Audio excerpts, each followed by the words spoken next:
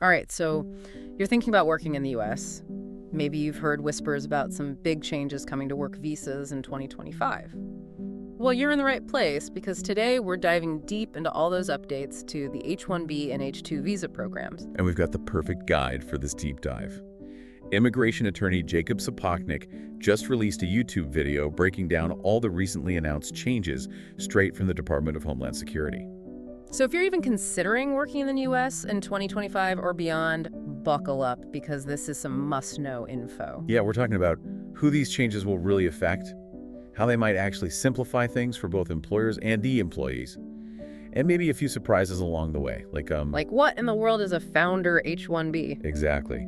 Some of these changes are pretty unexpected. Okay, so before we get too far ahead of ourselves, let's do a quick refresher. Yeah. For anyone who's not totally familiar with the H-1B visa, what's the deal with these things? So think of the H-1B visa as like the golden ticket for highly skilled professionals coming to work in the U.S. It's specifically designed for people with at least a bachelor's degree who are coming to work in what's called a specialty occupation. Specialty occupation, meaning? Meaning the job requires really specific expertise and a specialized skill set. You can't just fill it with anyone. Okay, got it. So there's a limited number of these H-1B visas available each year, right? Right, there's a cap. And that leads to this super stressful lottery system, which everyone's going to be facing again pretty soon. Yeah, that March deadline is coming up fast for anyone hoping to snag an H-1B for 2025. Exactly. So if this is on your radar, better start planning now. Absolutely. Now, one of the most interesting changes is this expanded definition of specialty occupation. It used to be you needed a degree that basically mirrored the job description to a T. Yeah, it was pretty rigid. You needed that direct match. But now they're suggesting that even related degrees might qualify. That's a pretty big shift. Sapoknik even said in his video that this could really smooth things out for everyone involved. But what does that actually look like in practice? Well, that's the million-dollar question, isn't it? Like, could this flood the market with applicants from all sorts of different fields, even if their degrees aren't that specific match? Or could it even kind of devalue certain degrees if the focus shifts away from that super specific match? It's hard to say for sure, Yeah. but it'll be really interesting to see how this all plays out, you know? On the one hand, a broader talent pool could be amazing for certain industries. It could bring in more innovation and diversity. Right, more fresh perspective. Exactly. Yeah. But you're right, the value proposition of certain degrees might shift as a result. It's definitely something to keep an eye on. Absolutely. Now, another big curveball, and this is one I was not expecting, is this whole founder H-1B thing. I had no idea that even majority owners of companies can now qualify for an H-1B. Yeah, this is a major development, especially for entrepreneurs. It used to be a real headache for someone who started their own company to try and get an H-1B. Because they're technically their own employer. Right, exactly. But now there's a much clearer pathway. It seems like they're specifically trying to make it easier for company founders to get an H-1B, although there is that initial 18-month period. Oh, so it's not a permanent H-1B right away. Right, it's more like a probationary period, where they have to prove their business is legitimate and they meet all the requirements. So it's kind of a way to legitimize these founder H-1Bs and hopefully encourage more international entrepreneurship. Exactly. That seems to be the goal. But it does raise some questions, like how does this new founder H-1B fit in with all the other entrepreneur visa pathways that already exist? Right. Is this going to become the go-to option for startup founders, or will those other pathways still hold value? Yeah, it's something to watch and see how it all shakes out in the long run. Definitely. And speaking of simplifying things, this whole automatic gap extension for F1 students, that's a huge game changer. Oh, absolutely. You remember those days, right? The pre-H-1B stress of waiting for that lottery to happen? Yeah. And then potentially having your OPT expire before your H-1B even kicked in. It was a logistical nightmare. Yeah. Seriously. Yeah, a total headache. So with this new automatic bridge, F1 students can work under OPT until October, even if their H-1B approval comes through later. So they don't have to worry about being stuck in limbo. Exactly. They have that guaranteed time to transition, which I think will take a huge weight off a lot of people's shoulders. Seriously, that peace of mind is priceless. Totally. But, you know, it's not all sunshine and rainbows with these changes. There's also this whole increased scrutiny thing that employers need to be aware of. Right. Sapoknik mentioned that. Yeah. So while there's definitely more flexibility for applicants on the H-1B side, there's also more accountability for employers. They're going to have to provide even more proof that those H-1B jobs are the real deal. So no more just ticking boxes? Right. They're going to need to show that these are truly specialized roles that can't just be filled by anyone. that they're not just using the H-1B program to get around hiring American workers. So employers definitely need to be prepared for more paperwork and maybe even those surprise site visits that Sapotnik mentioned. Exactly. Yeah. They need to be able to show that they're not just meeting the bare minimum requirements, but that they're genuinely offering legitimate specialty occupation roles. Makes sense. And this whole third-party placement thing adds another layer of complexity. Oh, yeah. So if an H-1B holder is going to work at a third-party location, like through an agency, for example, the employer has to prove that the role of that third location also qualifies as a specialty occupation. Oh, wow. So it's not just about the initial job offer. Nope. They have to demonstrate that the work being done at the third-party site also meets those H-1B requirements. That seems like it could be pretty tricky to navigate, especially for companies who rely heavily on those third-party arrangements. Yeah, it definitely adds another layer of complexity to the whole process. But it seems like they're really trying to tighten things up and close any loopholes. I can see that. But on a more positive note, this expansion of the cap exemption is pretty interesting, especially for certain nonprofits. Yeah, so before this change, only university-affiliated nonprofits could kind of sidestep that whole H-1B cap. But now, any nonprofit whose main activity is research could be eligible. So potentially way more organizations could tap into this global talent pool without having to go through the whole lottery stress. Right, that's the idea. But it does raise some questions, like does this create a different kind of competition? Could we see a talent drain from those smaller, less research-focused nonprofits? Right, because they might not be able to compete with the bigger players who can now offer H-1Bs year-round. Exactly. Definitely something to think about, and it'll be interesting to see how it all plays out in the coming years. Okay, so we've unpacked a lot of H-1B changes, but let's not forget about the H-2 visas. For our listeners who might not be as familiar with these, what's the quick rundown? So H-2 visas are primarily for temporary seasonal workers. H-2A is specifically for agricultural work, while H-2B covers other seasonal needs, like in hospitality or construction. Okay, got it. And they're getting some pretty big updates too, right? They are. There are a lot of new protections for H-2 workers and some changes to the way the program is administered. All right, let's dive into those. What are some of the key things H-2 employers and workers should be aware of? Well, one of the biggest wins is this crackdown on recruiter fees. You know those shady recruiters who charge workers a ton of money just to connect them with a job and visa sponsorship? Oh yeah, that's a huge problem. It is. So with these new rules, recruiters are explicitly prohibited from charging employees for those services. It really levels the playing field and protects workers from being exploited. That's amazing. Ethical recruitment should be the norm, not the exception. Exactly. And another major step forward is the expansion of whistleblower protections for H-2 workers. It aligns them with the existing protections for H-1B holders. Meaning they can report unsafe or unfair working conditions without fear of retaliation. Right?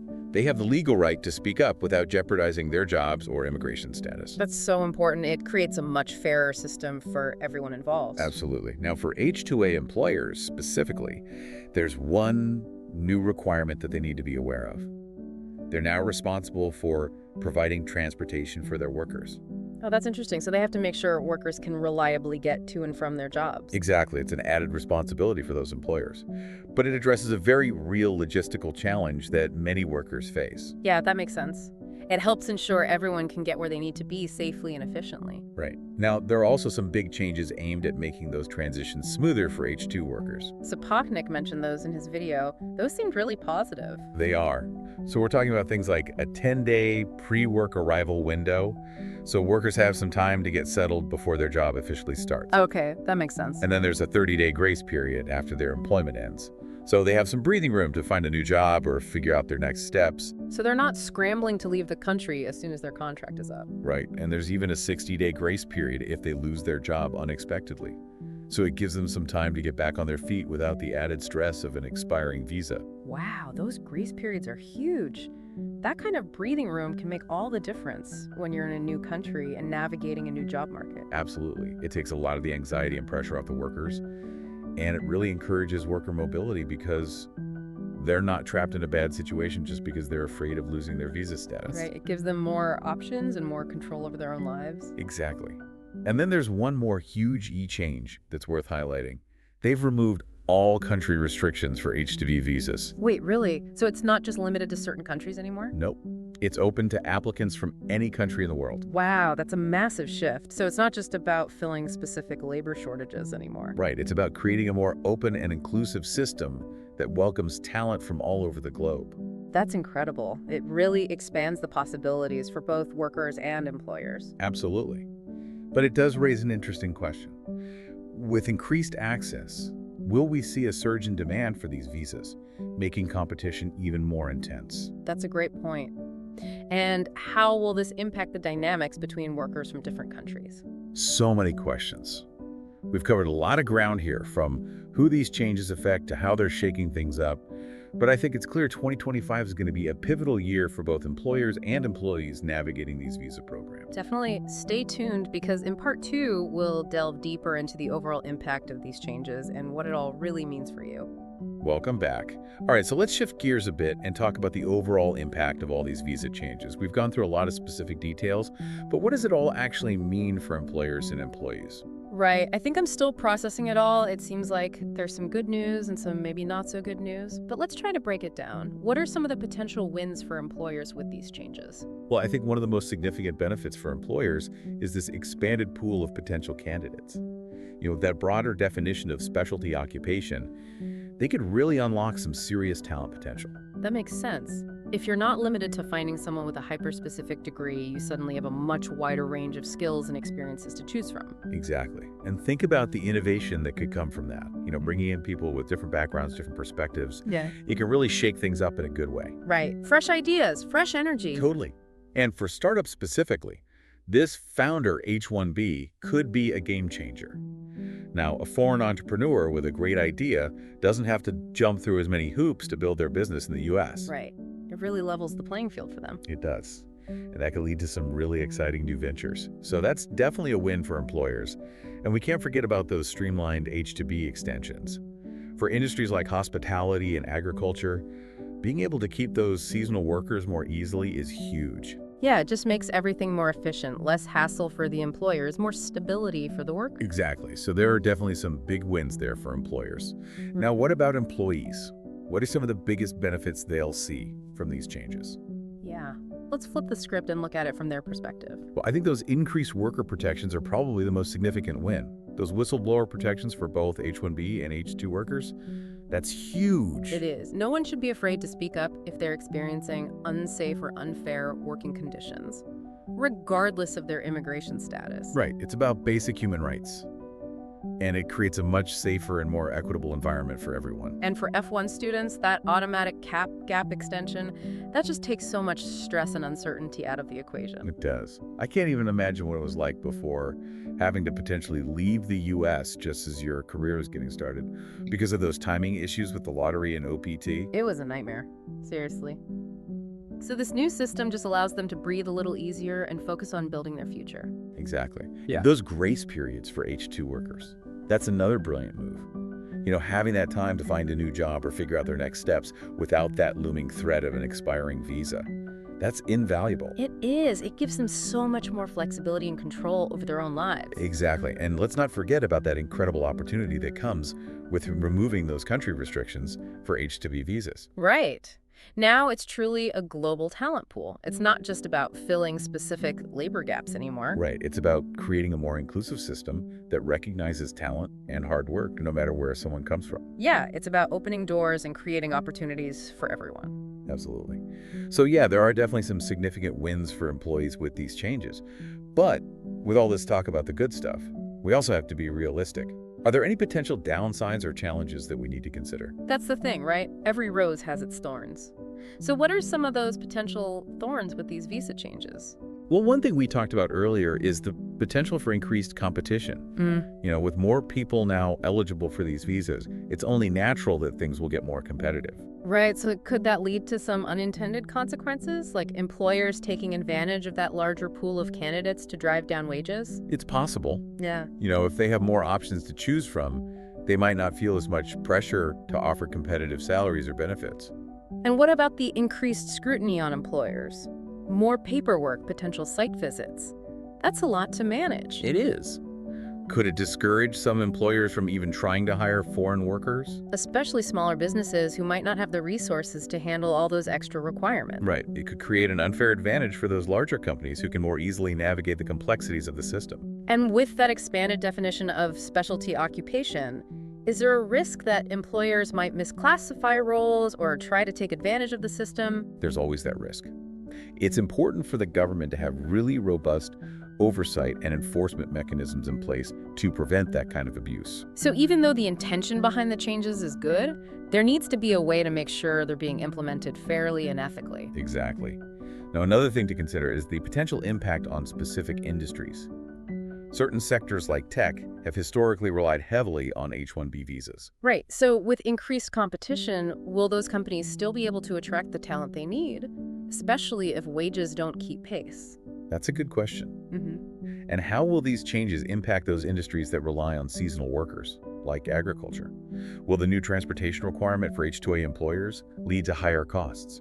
Right. And will they be able to find enough workers with the increased competition for H-2B visas? It's a lot to think about. It is. So while there are definitely some potential benefits to these changes, there are also some potential challenges that we need to be aware of and prepared to address. So it's not just a simple black and white situation. There are a lot of nuances and potential ripple effects. Exactly.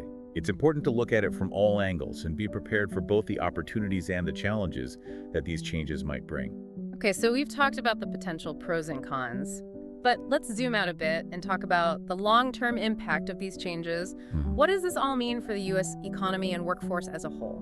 Well, on the positive side, having access to a wider pool of global talent could be a huge boon for the U.S. economy. Right. It could lead to more innovation, more growth, more dynamism. Exactly.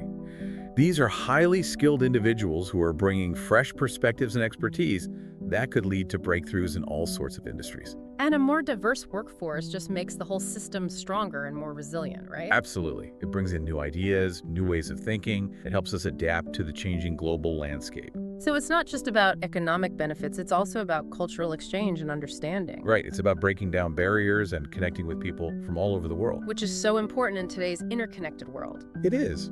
But of course, we can't ignore the potential challenges. There's always the risk of exploitation if those oversight and enforcement mechanisms aren't strong enough. Right. We need to make sure the system is being used fairly and ethically. And we need to be mindful of the impact on domestic workers as well. We have to make sure everyone has a fair shot. Right. It's about finding that balance where everyone benefits. Exactly.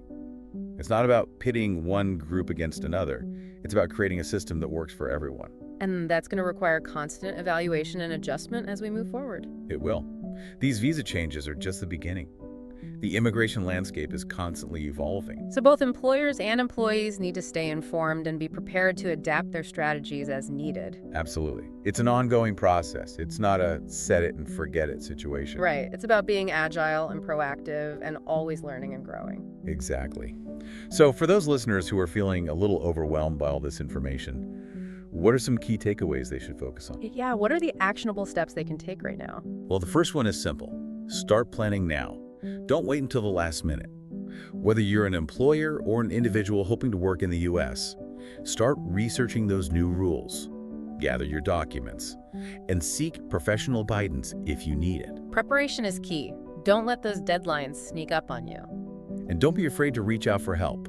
There are resources available, immigration attorneys who can guide you through the process. And for individuals specifically, start building your professional network. Connect with U.S. companies and recruiters in your field. Yes, networking is so important. Attend conferences, join online groups, reach out to people on LinkedIn. You never know where those connections might lead. And when you are reaching out, don't be shy about highlighting your unique skills and experiences. What makes you stand out from the crowd? What can you bring to the table that no one else can? Remember, these visa programs are designed to attract top talent. So showcase your value, your passion, your expertise. It's about putting your best foot forward and showing them why you're the perfect candidate. Exactly. So to sum it all up, I think the key takeaway here is that change can be a good thing. It can be scary and uncertain, but it also presents new opportunities. Exactly.